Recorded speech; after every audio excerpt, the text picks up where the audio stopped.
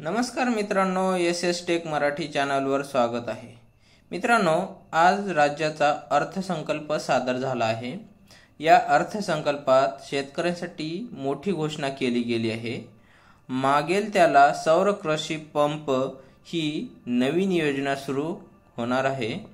तर मित्रांनो, ही सौर कृषी पंप योजना नेमकं काय आहे ते आपण पाहून घेऊया।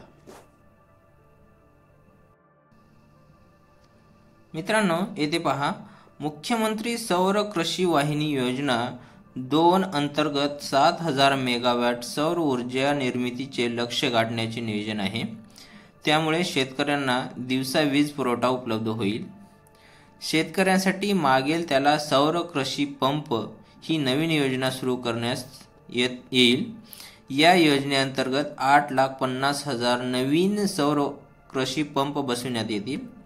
पीएम कुसुम योजनेअंतर्गत यावर्षी 1,00,000 सौर पंप स्थापनेचे उद्दिष्ट असून त्यापैकी 78,757 पंप आतापर्यंत कार्यान्वित झाले आहेत।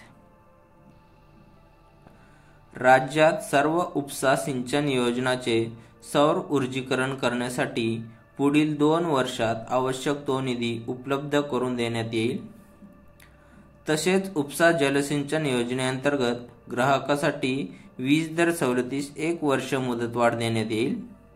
मित्रांनो, वीज सेवा उपलब्ध नसलेल्या राज्यातील सुमारे 37,000 अंगणवाडी केंद्रांना सौर ऊर्जा संच देण्यात येणार आहे। वन्य प्राण्याद्वारे होणाऱ्या शेतपिकांच्या नुकसानीला आळा घालण्यासाठी डॉक्टर श्यामप्रसाद मुखर्जी जन वन विकास योजनेअंतर्गत शेतकऱ्यांना सौर ऊर्जा कुंपणासाठी अनुदान देण्यात येणार आहे। मित्रांनो, या सर्व पर्यावरण स्नेही सौर ऊर्जा योजनामुळे खनिज इंधनावरील अवलंबित्व कमी होऊन प्रदूषणात घट होईल। तसेच हरित ऊर्जा निर्मिती क्षेत्रात राज्य अग्रेसर होईल। सन 2024-25 या वर्षासाठी कार्यक्रम खर्चाकरिता ऊर्जा विभागास 11,934 कोटी रुपये नियतव्यय प्रस्तावित आहे। मित्रांनो, आजच्या संकल्पामध्ये शेतकऱ्यांसाठी ही बातमी होती।